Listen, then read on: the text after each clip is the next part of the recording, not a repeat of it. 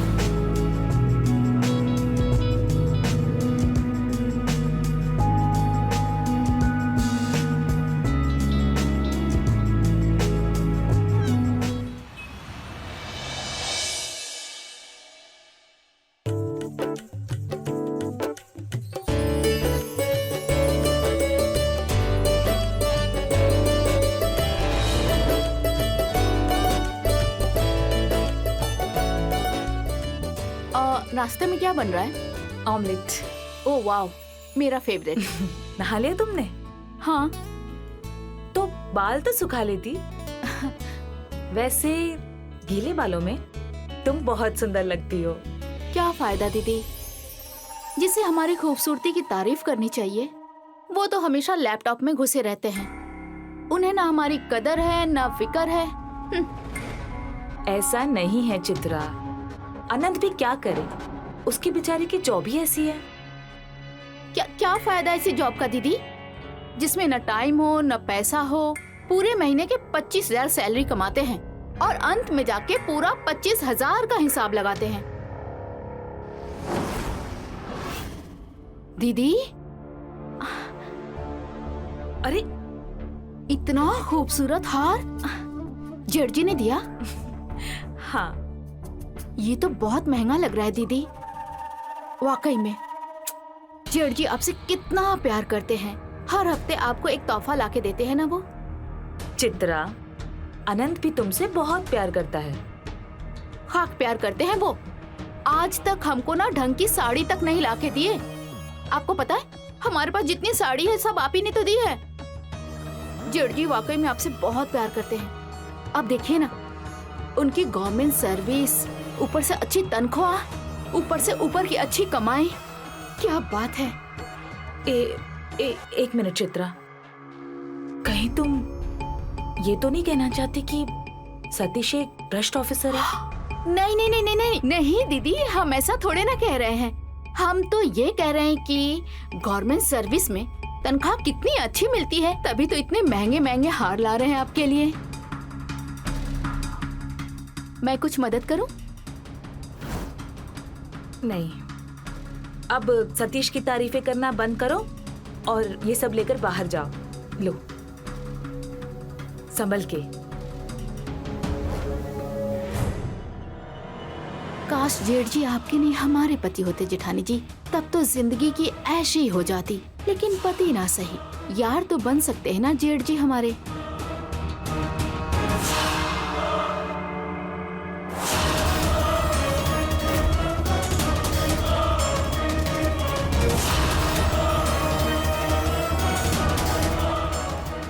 जेठ जी, आपके लिए जूस।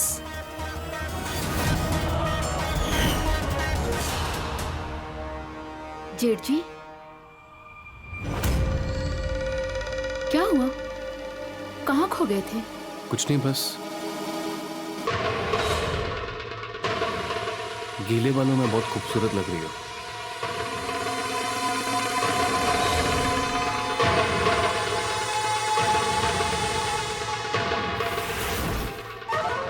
सॉरी, कुछ ज्यादा नहीं खो गए आप? ऐसा लग रहा है जैसे तुमने पानी की बूंदे नहीं, अंगार बरसाई हो मुझ पर। ओह, शायराना, क्या बात है। दीदी जी के लिए सोने का हार और हमारे लिए सिर्फ शायरी।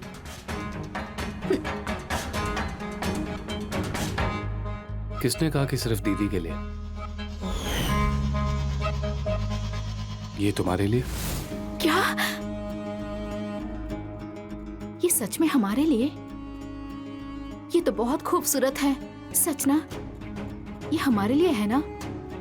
अपनी दीदी को मत बताना। नहीं नहीं नहीं, भला हम क्यों बताएंगे?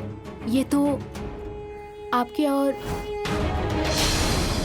मेरे बीच में सीक्रेट रहेगा ना? वाकई में बहुत खूबसूरत है।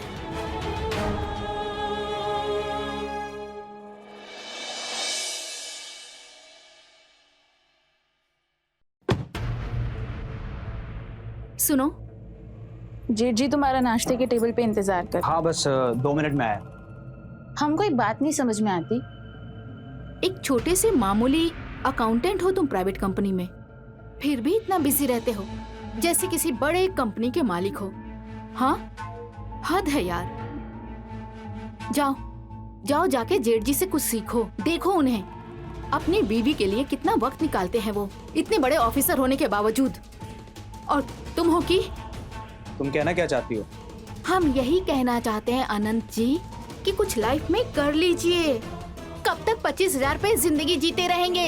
हाँ, आप साहब बोलो, हुआ क्या है?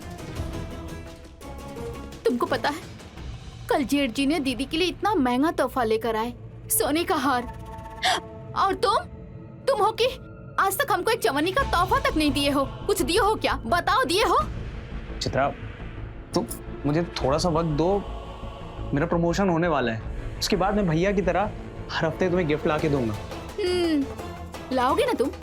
लाओगे मसूर की दाल, मूंग की दाल, यही सब लाओगे हमारे लिए। अनंत, कभी खुद को देखा है मिरर में? आईने में खुद को देखा है कभी? थोड़ा सा भी चार्म नहीं है तुम्हारे में। छे, किस्मत हमारी ही फूट गई है। हमें तो अब लगता है कि हमने तुमसे शादी करके ही गलती कर दी।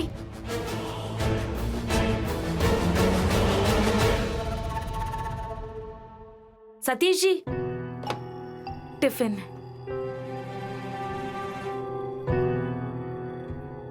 आज टिफिन खा के आना।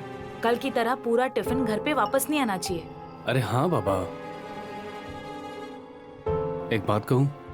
हाँ, थोड़ा सीखो चित्रा से। वो कैसे हमेशा वेल ग्रूम्ड और सज सवर कर रहती है, खुद को देखो, हमेशा थकी आ रही। वो इसीलिए क्योंकि मैं घर का सारा काम करती हूँ और वो महारानी दिन भर सजने संवरने में बिजी रहती है। अरे तुम गुस्सा क्यों हो रही हो? मैं तो बस यूं ही कह रहा हूँ कि एक पति को अपनी पत्नी को सजता संवरता हुआ देख के अच्छा लगता है। अच्छा, चलता हूँ। गाड़ी थोड़ा तरीके से चलाना, आजकल बहुत रैश ड्राइविंग कर रहे हो। तो भैया मैं तो सही से ही चलाता हूँ। एक तो तुम किसी की सुनते नहीं हो। मैं तो सोच रहा हूँ ऑफिस से गाड़ी मंगवा लिया करो, कम से कम ड्राइवर बात तो सुनेगा मेरी।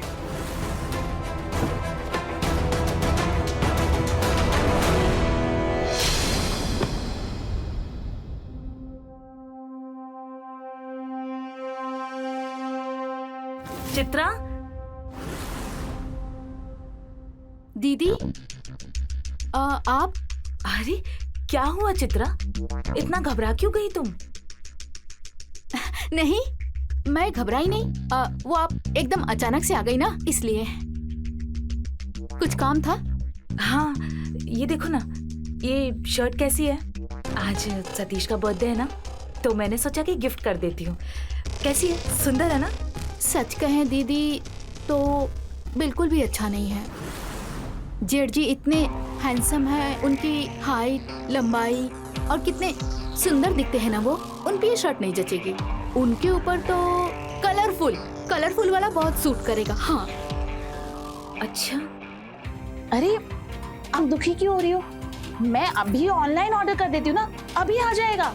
और हाँ, आज रात का खाना भी मैं बनाती हूँ। नहीं नहीं, रहने दो, मैं सब कुछ खुद कर लूंगी। क्यों? आज जेठ जी का इतना स्पेशल दिन है, आपका भी है, यानी उनकी क्वीन के लिए भी तो स्पेशल दिन है ना, तो रात का खाना तो मैं ही बनाऊं।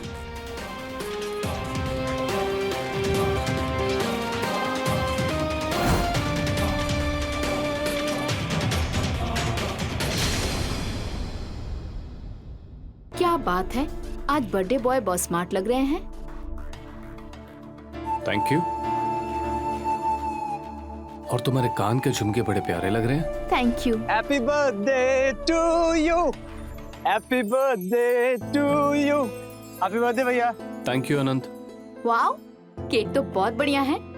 चलिए अब केक काट भी लीजिए। जरूर। अरे एक मिनट, बहुत जरूरी काम है। ये बताओ कि इन दोनों शर्ट्स में से आपको ज्यादा कौन सी अच्छी लगी? ये वाली।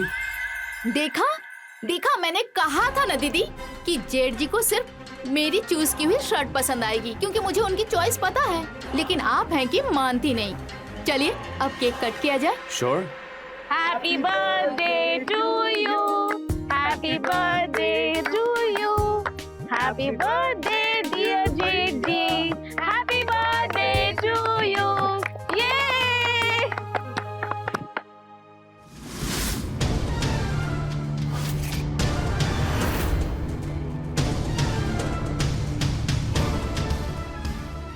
चित्रा, कुछ तो शर्म करो, जेठ जी है तुम्हारे। अरे तो क्या हो गया, पर मेरे दोस्त भी तो हैं, और जब दोस्ती की है तो किस बात की शर्म? हाँ? अरे अरे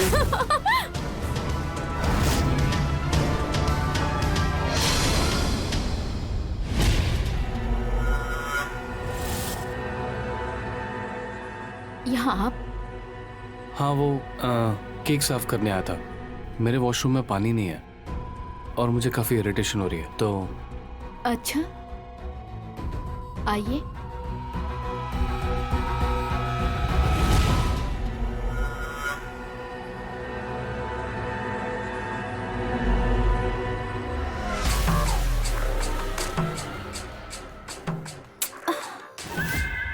क्या हुआ? ये मेरा चेन, जरा एक मिनट देखिए।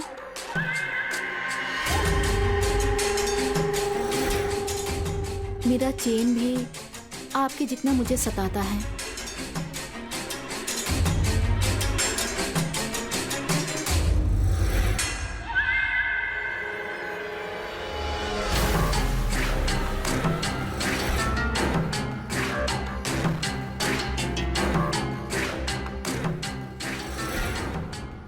कल दीदी मायके जा रही है, रात में लौटेगी।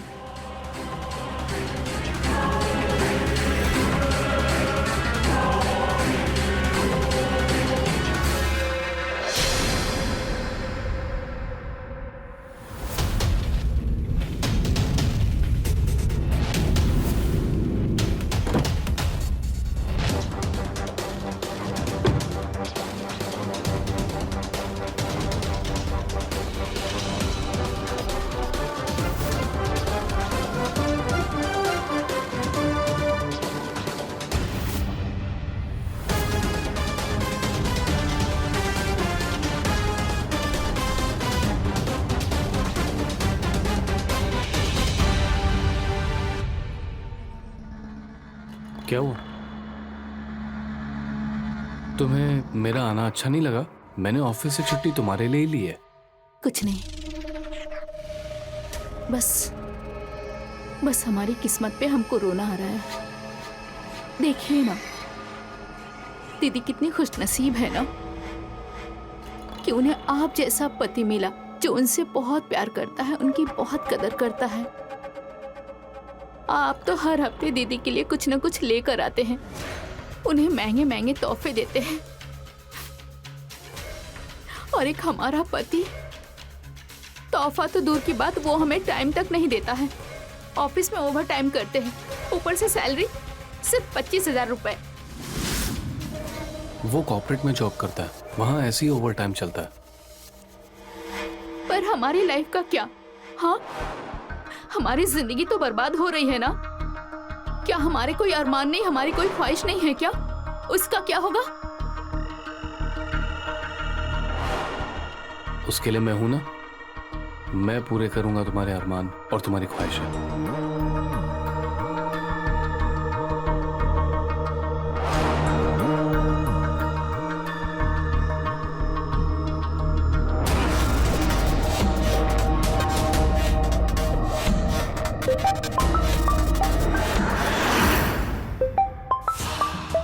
एक मिनट।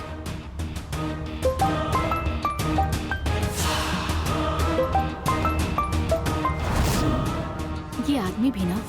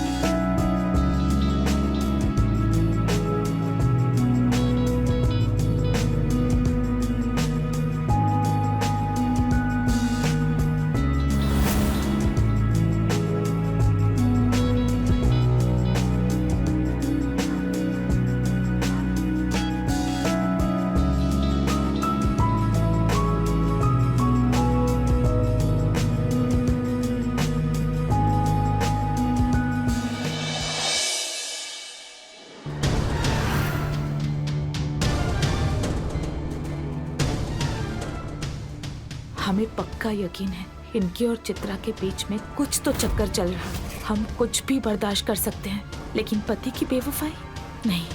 हमें कुछ करना ही होगा, क्योंकि हम अपनी जिंदगी में सौतन नहीं चाहते, बिल्कुल नहीं।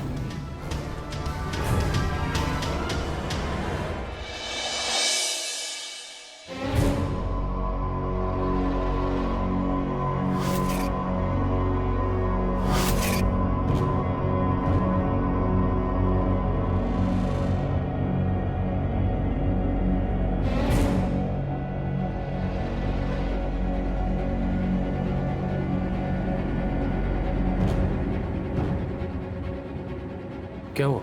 आजकल तुम्हारा मूड बड़ा खराब लग रहा है। सतीश जी, मुझे आपसे कुछ बात करनी है। बोलो।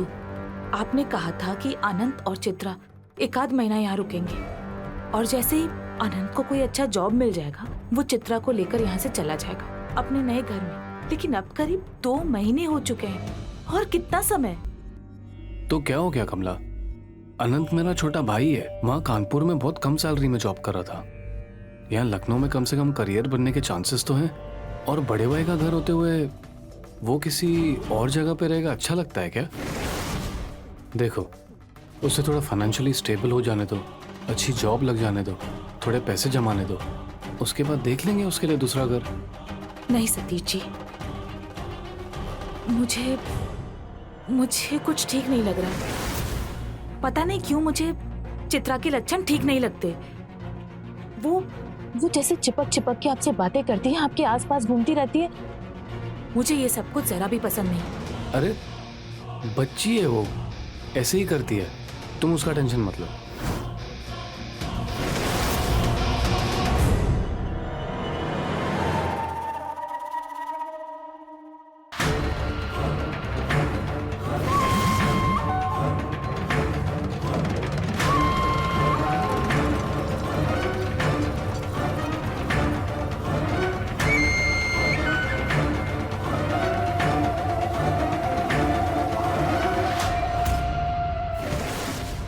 I'm sorry.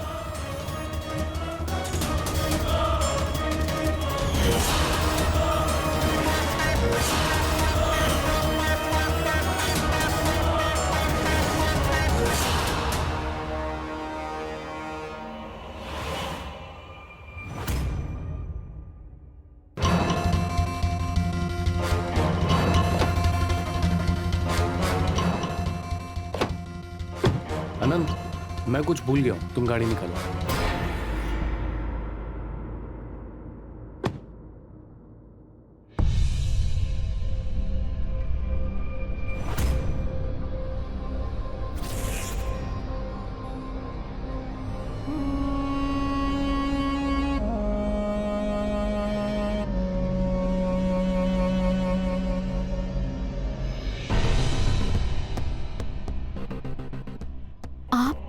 चित्रा,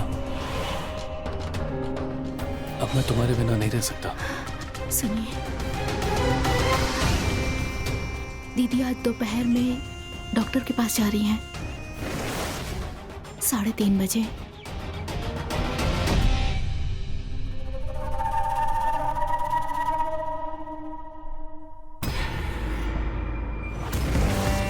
अरे, आप अभी तक ऑफिस नहीं गए?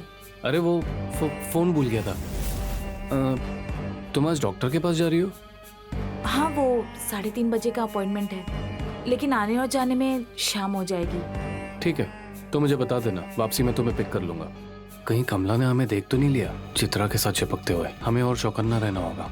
चलता हूँ। ठीक है,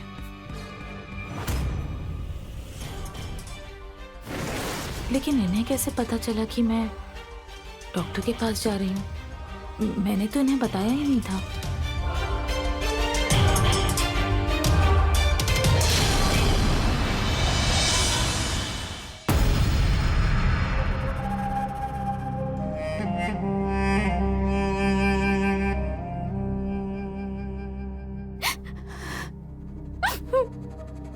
क्या हुआ चित्रा? सतीश, मैं आपके बगैर नहीं रह सकती अब। मैं सच कह रही हूँ सतीश, मैं सच्ची आपके बगैर नहीं रह सकती अब। मुझे ऐसा क्यों लग रहा है कि जैसे मैं दीदी का कुछ चुरा रही हूँ, जैसे मेरी जिंदगी से सब कुछ जाने वाला है। सतीश, सतीश बताइए ना, अब मैं क्या करूँ? मुझे कुछ भी समझ में नहीं आ रहा है। सतीश, मुझे कुछ भी नहीं समझ में आ रहा है। प्लीज मुझे बताइए, मैं क्या करूँ?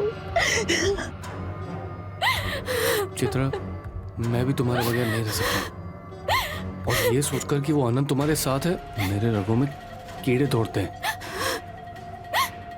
पर सतीश, आखिर कब तक? मुझसे नहीं हो पाएगा। कब तक हम यूं ही ऐसे चुपके चुपके चोरी चोरी मिलते रहेंगे सतीश? हाँ, और वैसे भी सब कुछ तो दीदी का है ना? हाँ, अगर आपने मुझे छोड़ दिया तो हाँ, सब कुछ तो दीदी का है। आप तो कभी भी अपनी मर्जी से मुझे इस घर से और अपनी जिंदगी से निकाल फेंक देंगे। फिर मेरा क्या होगा? मैं कहाँ जाऊंगी? मेरा क्या होगा सतीश? हाँ? तुम्हें सच में ऐसा लगता है मैं करूंगा तुम्हारे साथ? पर दीदी और अनंत के रहते हुए हम कैसे खुल के मिल पाएंगे? हम तो खुल के जी भी नहीं पाएंगे। मैं तुम्हें पाने के लिए कुछ भी कर सकता हूँ। सच्ची ना? हाँ चित्रा।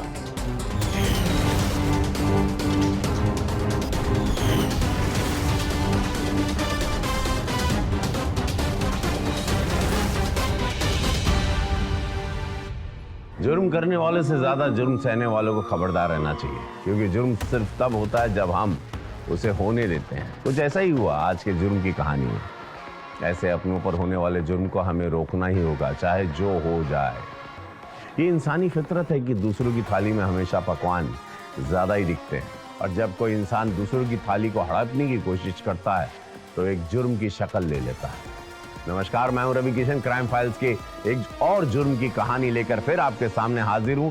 एक औरत की महत्वाकांक्षा की वजह से उसने एक शादी को बर्बाद करना शुरू कर दिया, वो भी अपनी ही बहन जैसी जेठानी की शादी। उसके पति पर डोरे डालकर अपनी ही जेठ के साथ चक्कर चलाकर सगी सौतन बनने चल पड़ी। क्या होता है जब रिश्ते तार तार हो जाते हैं? आइए देखते हैं इस सगी सौतन के जुर्म की दास्तान कौन सा भयानक मोड़ लेती है। आई मुझे कुछ मॉर्निंग भैया। भैया आप लोगों का बढ़िया है, हर तीसरे दिन कोई ना कोई हॉलीडे।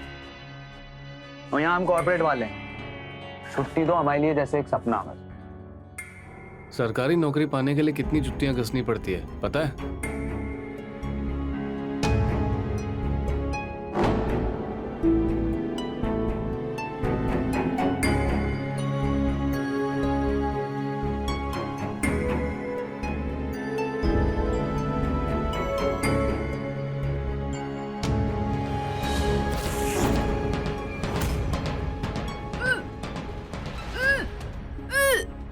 चित्रा, कमला ये देखो लीजिए। जरा। चित्रा, बैठो बैठो, वो देख लेगी। चित्रा,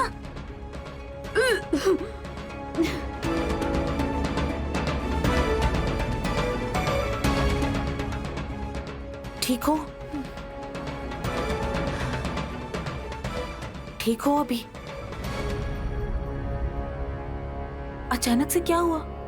कुछ गलत खा लिया था क्या? नहीं भाभी, पता नहीं, एकदम ऐसे मन अजीब सा लग रहा था थोड़ा सा। खाया तो घर का ही खाना था फिर? अब ठीक लग रहा है?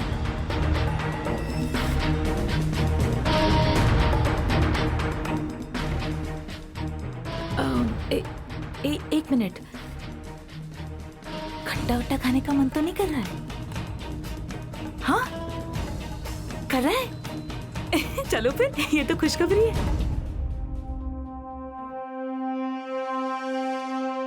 खुशखबरी है, मैं ताई बनने वाली हूँ।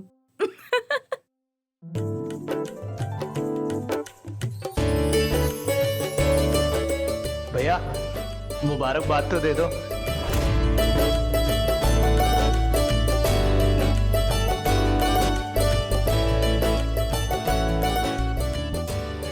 अनंत, तुम मुझे मंदिर छोड़ दो। नहीं, रहने दो, तुम लेट हो जाओगे, मैं खुद ही ऑटो लेकर चली जाती हूँ। भगवान से मुझे इस खुशखबरी के लिए शुक्रिया अदा कहना है।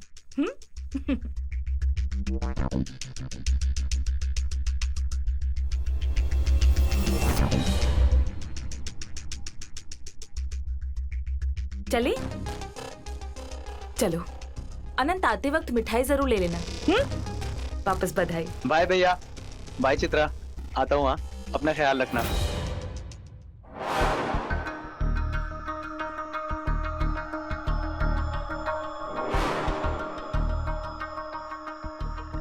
आप क्यों दुखी हो रहे हैं? क्या सुनना चाहती हो? अरे, ये तो खुशखबरी है ना कि हम माँ बनने वाले हैं। होगी तुम्हारे लिए। और अगर हम ये कहें कि ये बच्चा आपका है तो?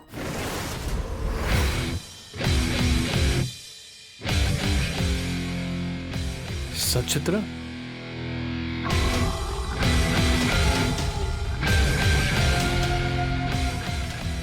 अरे अब तो मुस्कुराओ।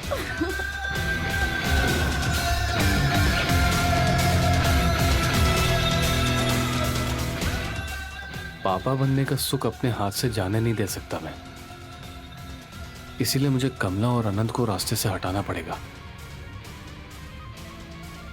ताकि मैं और चित्रा हंसी खुशी रह सके अपने बच्चे के साथ उम्र भर। और अनंत की मौत तो आज ही रात करवा के रहूंगा मैं।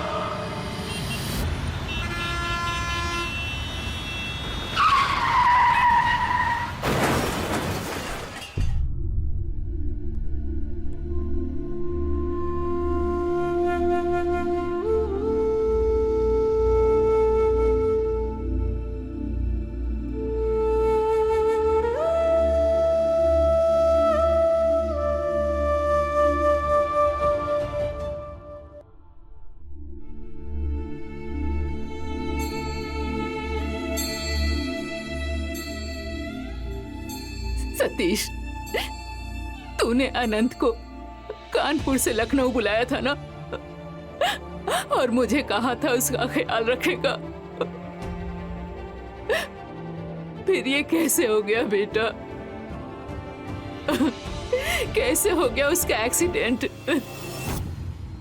माँ, मैं उसे हमेशा कहता था कि गाड़ी धीरे चला, पर वो था कि मेरी कभी सुनता ही नहीं था। कितना खुश था अनंत, कितना खुश था ये जानकर कि वो बाप बनने वाला है। अभी 6 महीने भी नहीं हुए थे इनकी शादी को, और ये बेचारी चित्रा विधवा हो गई। अब इसका ध्यान कौन रखेगा? माँ, आप चिंता मत करो, मैं हूं ना।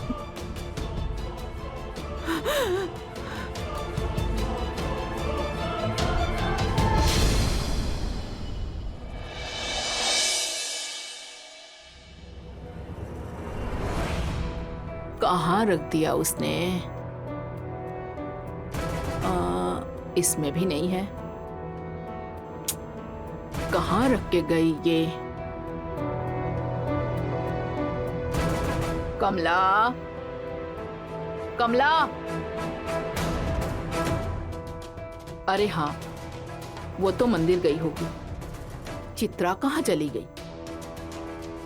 चित्रा, चित्रा, चित्रा, चित्रा, कहाँ चली गई ये?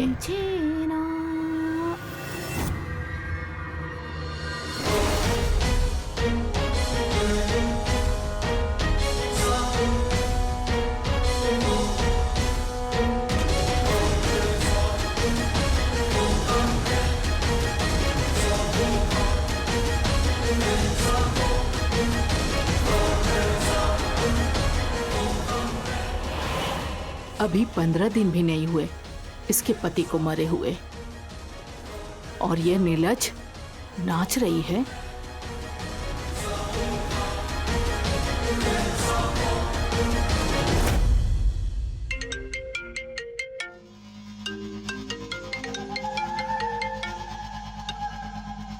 हेलो। मैं ऑफिस से घर आ रहा हूँ। अच्छा, बड़ा जल्दी घर आ रहे हो, पर इतना जल्दी घर आके करोगे क्या? क्योंकि पहले तो हमारी जेठानी जी हड्डी बनी थी, और अब तुम्हारी मम्मी जी कबाब में हड्डी बन के बैठी हैं।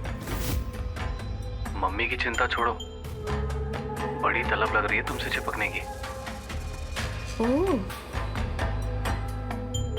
तो एक काम क्यों नहीं करते?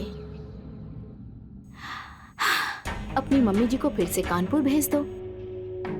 अरे आज रात के मजे लेने दो, कल निपटारा करता हूँ अपनी माँ का।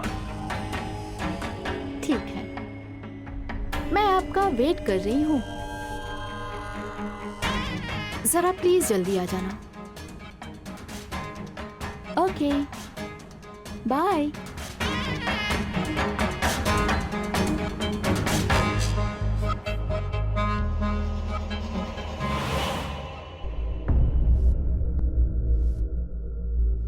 माँ, हाँ? कुछ परेशान लग रही हो? देखो सतीश, मुझे कुछ ठीक नहीं लग रहा है। अभी अनंत को गए हुए 15 दिन हुए, और चित्रा हंसी ठिठोली कर रही है। माँ, मैं समझता हूँ,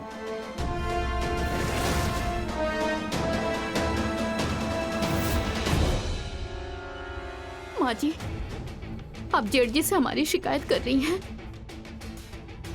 नहीं चित्रा, ऐसा कुछ नहीं है। माँ ने कुछ नहीं कहा। अच्छा, हमने सुना, हमने अपने कानों से सुना। माँ जी, आपको हमारा रंग ढंग, हमारा चाल चलन बिल्कुल नहीं पसंद। क्यों, क्या दिक्कत है माँ जी? हम थोड़ा सा हंस खेल रहे हैं, बोल रहे हैं, सबसे बातें कर रहे हैं, इस बात से तकलीफ है आपको? नहीं नहीं, आप बताइए हम क्या करें माँ जी, हम क्या करें? दिन रात सिर्फ रोते रहे, जाके मोहल्ले में पीते ये गाना गाते रहे कि हमारा पति मर गया, पति मर गया, ये करते रहे आप। क्या करें सतीश जी, दिन रात सिर्फ रोते रहे। अरे हम तो सिर्फ थोड़ा सा हंस खेल लेते, बोल लेते आप सबके सामने, ताकि आप लोग परेशान ना हो हमारे लिए। चित्रा तुम माँ जी प्लीज रोना बंद करो। माँ ने नहीं ऐसा कुछ नहीं सतीश जी कहा। नहीं, हम कल से सिर्फ रोते रहेंगे, ठीक है? हम कल से किसी से कोई बात नहीं करेंगे, हम सिर्फ रोते रहेंगे कि हमारा पति मर गया। चित्रा प्लीज रोना बंद करो। क्या माँ, पहले ही वो परेशान है, ऊपर से आपने भी रुला दिया।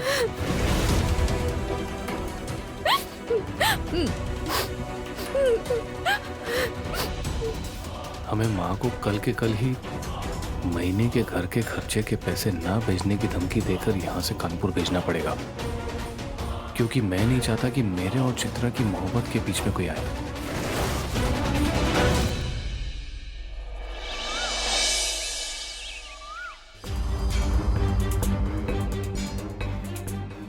माँ आप मेरी वजह से तो नहीं जा रहे हो ना? नहीं नहीं, बस मन नहीं लग रहा है। खुश रहो, खुश रहो। चित्रा गाड़ी की चाबी अंदर रह गई है, लेकर आना। दीदी हम लेकर आते हैं चाबी जेठ जी को, आप यहीं रुकिए।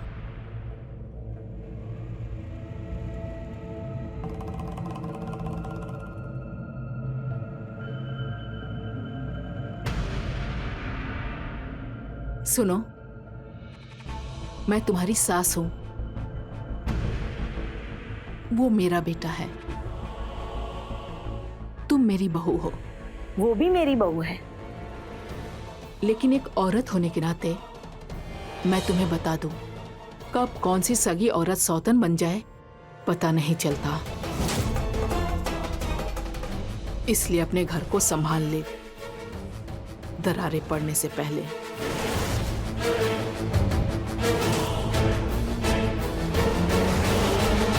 जुर्म करने वाले की सोच की दाद देनी पड़ेगी।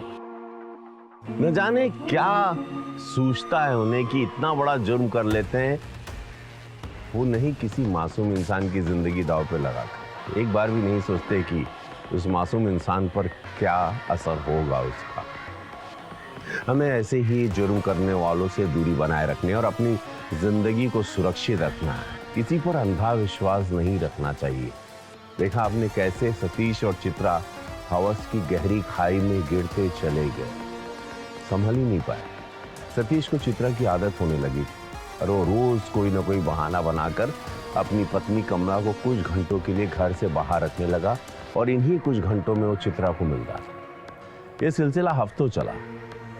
चित्रा ने सतीश को जैसे पूरी तरह अपने वश में कर लिया। जहां सतीश को सिवाय चित्रा के कुछ नहीं दिखाई दे रहा है, वहां चित्रा के मंसूबे वो सब पाने को होने लगे थे जिसके लिए उसने रिश्ते की मर्यादा तोड़ी, अपनी ही जेठानी को दांव पे लगा दिया। हवस पाप। आइए देखते हैं कैसे। गाड़ी के पीछे के दोनों बैक टायर पंचर है। अब क्या होगा? माँ को स्टेशन जाने में देरी हो जाएगी तो? अरे रिक्शा में छोड़ देंगे। आओ माँ। Good morning sir. मैं बस ऑफिस के लिए निकल ही रहा था। एक्चुअली माँ को स्टेशन छोड़ने जा रहा हूँ। बताइए ना, कुछ अर्जेंट? ठीक है, मैं देखता हूँ। कमला, तुम माँ को रिक्शा से स्टेशन पे छोड़ दो। दिल्ली से कोई बड़े ऑफिसर्स आए हैं, मुझे जल्दी ऑफिस जाना होगा। अच्छा ठीक है, मैं माँ को छोड़ देती हूँ। ठीक है माँ, अपना ख्याल रखना। खुश रहो। चलो हाँ चलो, बाय माँ।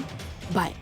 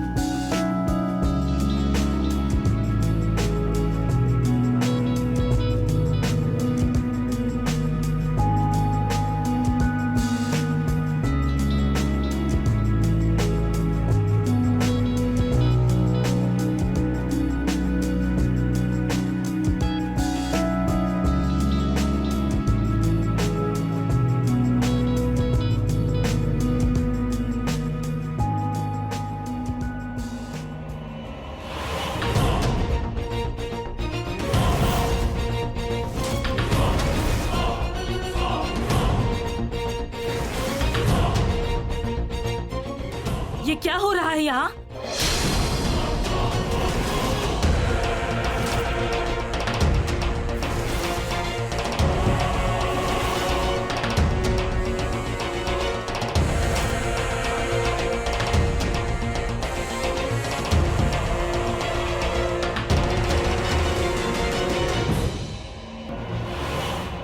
भाभी भाभी चित्रा,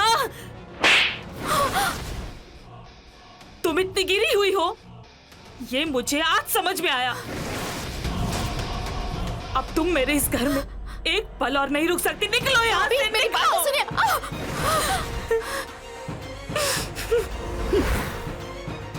घर से मैं नहीं, तुम जाओगी। हाँ कमला, मैं चित्रा से प्यार करता हूँ और उसके बगैर नहीं रह सकता हूँ। ये आप क्या कह रहे हैं? आपको समझ में आ रही है कोई बात? हाँ, मैं जानता हूं मैं क्या कह रहा हूं। मैं उससे प्यार करता हूं।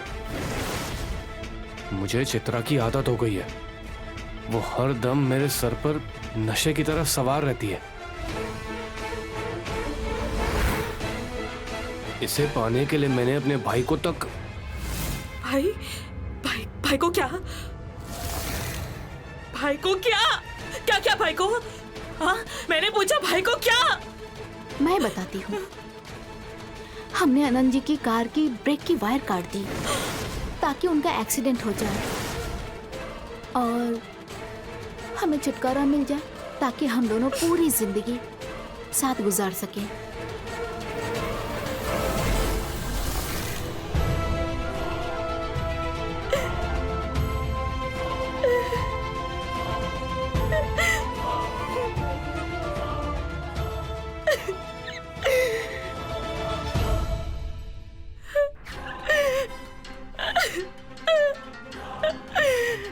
अब मरने के लिए तैयार हो जाओ।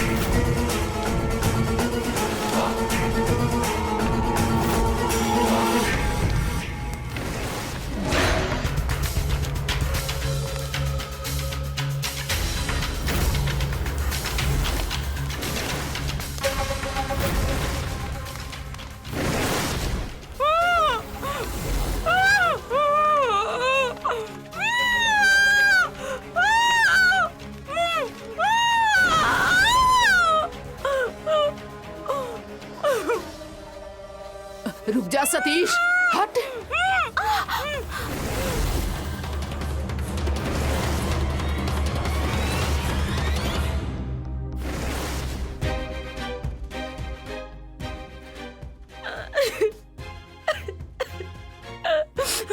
माँ जी, इन दोनों ने मिलकर अनंत को भी मार डाला।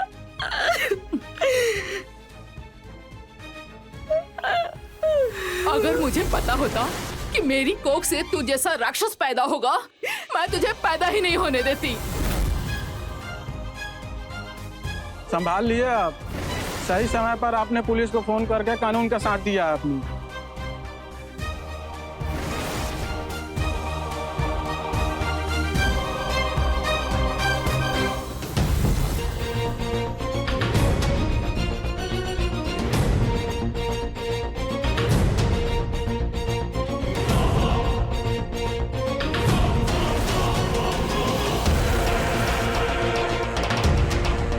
जैन साहब कोई गलती मत करना वरना शूट कर दूंगा। ले चलो सबको।